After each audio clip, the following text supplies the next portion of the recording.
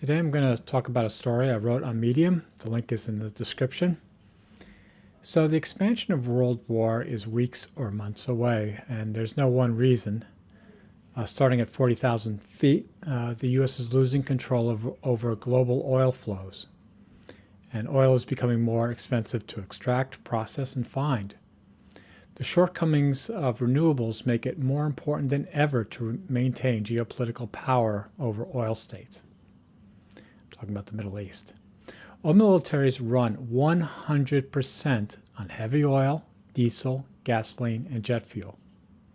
And China has a huge advantage in coal-based weapons manufacture, which makes it all the more important to keep it from controlling oil and gas too. Like somebody asked me about this, like what specifically? Well, take virgin steel. You need virgin steel for aircraft carriers, submarines, tanks, and you need coke. You need the coke from coal and oil, and the U.S. only has 1 to 2% of global industrial capacity to produce virgin steel, and China has up to 70%. So, once war gets started, who do you think is going to do better? Anyway, an even bigger problem is that the U.S. dollar is weakening. The U.S. has failed and not completed regional efforts against Yemen, Iraq, Hezbollah, Hamas, Syria. And despite momentum, Israel is culminating. Without forceful action, the U.S. is on track to lose control of the Middle East. And then China would step in to complete its efforts to secure oil flows in the decades ahead. Taiwanese chips don't a superpower make, fossil fuels do.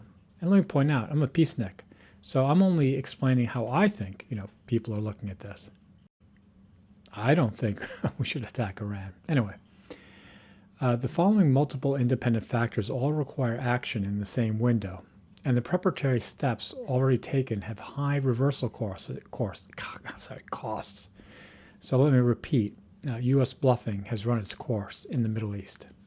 So what are the operational indicators? Well, one, significant naval assets have been deployed in the region, diplomatic staff have been recalled from regional posts, and regional military base reconfigurations are underway. And what's the domestic factors? Well, there's a whole industry that I'll call hawks, which was institutionalized in the past decades. It's embedded in the Pentagon and is focused on destroying Iranian power in the Middle East. It's been around for as long as I can remember. But hawks need a president weak enough to sign off on an attack. And Trump is old, tired, and no longer has the popular support he needs to keep the U.S. out of war, which was his natural inclination during his first term. And Americans are completely distracted with the Epstein papers, ICE, tariffs, AI, and Trump's daily outlandish proclamations. And Republicans are on track to lose midterm elections. Therefore, they benefit from Americans rallying around the flag. But even without midterm pressures, there's bipartisan consensus among foreign policy establishment, not just Republicans, on the Iranian threat. But only 1% of Americans see Iran as a threat, so there will never be a president who can convince them of attacking. So the next best thing is a president who distracts them from caring when the attacks are ordered, which I believe they have been. The dollar's role as reserve currency depends on petrodollar recycling, which Iranian and Russian oil sales outside the system continue to weaken. And tech is cannibalizing itself with AI, so it's not going to deliver any real economic growth, the kind that will distract the elites and everyone else from their increasing vulnerability to resource collapse. War economy transition could address domestic economic malaise, and it will justify stronger action to control Venezuela's oil. Let me talk about the military, and this is a digression, and this is pretty much why I believe it won't work. Well, I don't know what the consequences can be. Anyway, the U.S. has roughly 5,000 M1 Abrams tanks. The few dozen it sent to Ukraine were quickly destroyed or captured. Now, they weren't supposedly our best tanks, but I don't think it would have made a difference. And the problem with Iran is that its mountainous terrains would have made it difficult for tanks even if drones didn't make them near obsolete these days. Ukraine and Yemen have damaged or destroyed 100 ships. Iran has been planning for a naval assault for decades, so it's doubtful the U.S. Navy can avoid losses from sea and air drones.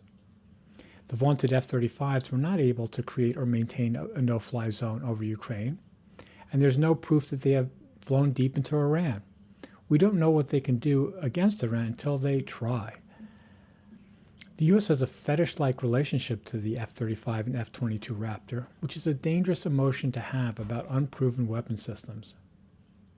The U.S. munitions expenditures in Ukraine and Israel have depleted stockpiles, but this also creates an odd urgency to act before further depletion. Arguments against a U.S. attack, a limited supply of weapons, is also an argument for it because it forces the U.S. to go into a Department of War footing and clear all political obstacles to a wartime economy. Finally, we should attack Iran, a Russian ally, while Russia is tied down to Ukraine. Again, I'm just telling you what I think the Hawks, how they think. The goal isn't to deny China oil, but to ensure China can only access oil through dollar-denominated markets under U.S. influence. Regime change in Iran combined with control of Venezuela eliminates major suppliers willing to trade outside the dollar system. The U.S. recognizes it would not stop China from taking Taiwan, but doesn't need to. Without steady oil supplies, the U.S. could beat China in the long run, which is why it must attack Iran and control the entire Middle East and Venezuela. Thanks for watching.